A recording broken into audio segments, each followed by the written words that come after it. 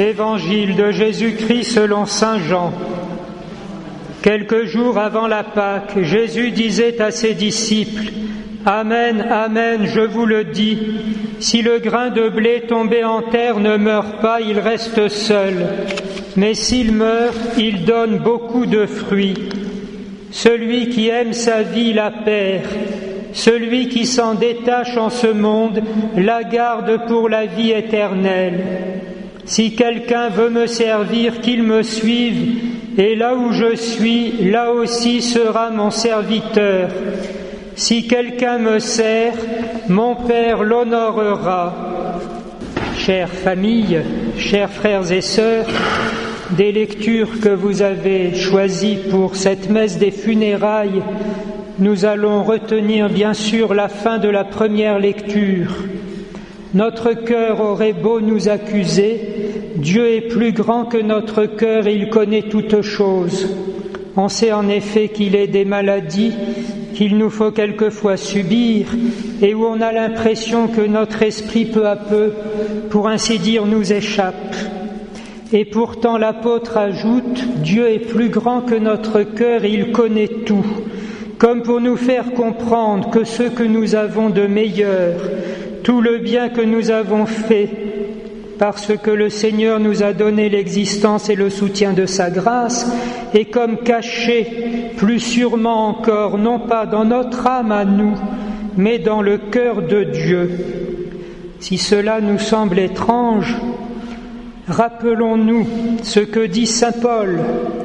Avant même la création du monde, Dieu nous a connus, il nous a choisis. Si donc nous existons, c'est parce que Dieu nous a d'abord aimés.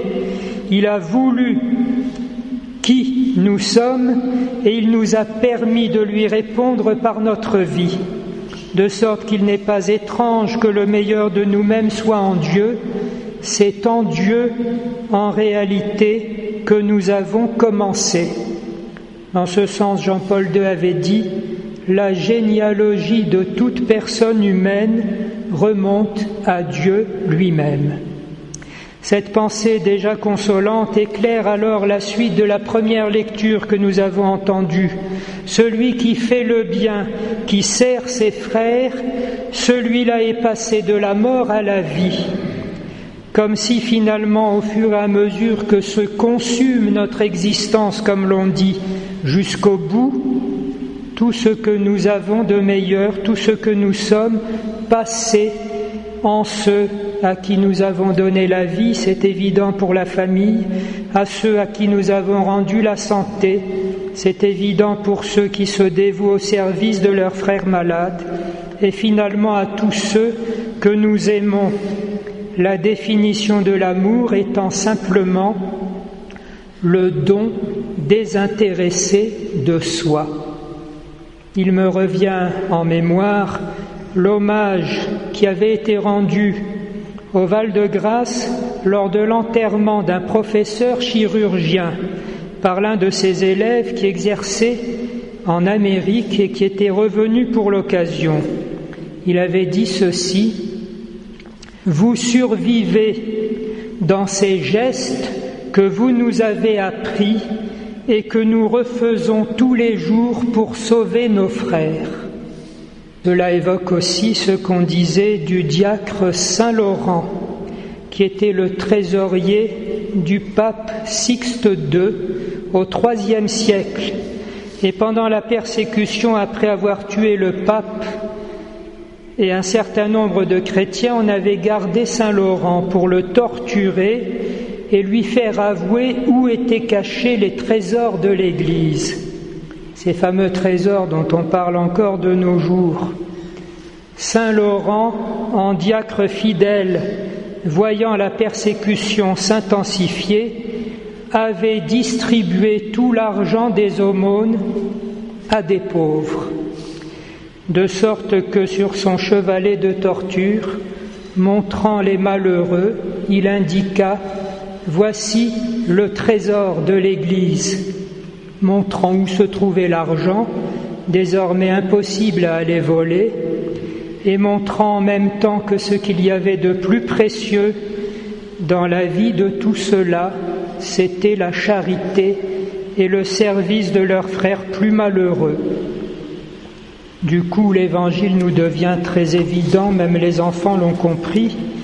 Le grain de blé tombé en terre reste seul, mais s'il pourrit, il va donner naissance à un épi qui comportera 30, 60, 100 grains de blé, tout cela pour un seul. Mais ce qui est le plus extraordinaire, c'est que lorsque Jésus a expliqué cette parabole du grain de blé, il ne parlait ni de Saint Laurent, ni de ce chirurgien que j'évoquais, ni même de Janine, ou plutôt il parlait de tout cela en même temps qu'il parlait de lui-même. Et si Jésus est mort pour tous, il est surtout ressuscité. Et il a donné comme moisson toute l'Église, tous ceux qui sont sauvés et tous ceux qui trouvent dans sa propre résurrection l'espérance de ressusciter eux aussi. De sorte que nous pouvons nous appuyer sur la foi. Jésus est vraiment vivant, il a vaincu la mort.